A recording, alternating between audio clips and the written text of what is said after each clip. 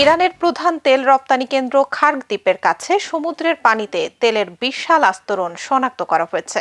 Satellite থেকে ধারণ করা ছবিতে দ্বীপটির আশেপাশের জলসীমায় তেলের এই বিস্তৃত স্তর দেখা যায়। তবে ওই এলাকায় সম্প্রতি কোনো হামলা হয়েছে কিনা সে বিষয়ে কোনো মন্তব্য করেনি মার্কিন প্রতিরক্ষা দপ্তর পেন্টাগন। খবর বার্তা সংস্থা অ্যাসোসিয়েটেড প্রেসের।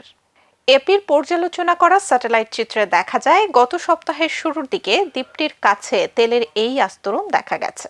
সামুদ্রিক গোয়েন্দা সংস্থা উইন্ডওয়ার্ড এআই এর তথ্য অনুযায়ী গত মঙ্গলবার প্রথমবারের মতো খার্গ দ্বীপের উপকূলীয় এলাকায় তেলের আস্তরণ শনাক্ত করা হয়। পরবর্তীতে শুক্রবার নাগাদ তা প্রায় ৭১ বর্গ কিলোমিটার এলাকায় ছড়িয়ে পড়ে। গত বৃহস্পতি ও শুক্রবার ইরানের নৌযান এবং উপকূলীয় লক্ষ্যবস্তুতে যুক্তরাষ্ট্রের সর্বশেষ হামলার আগেই আস্তরণটি প্রথম শনাক্ত হয়।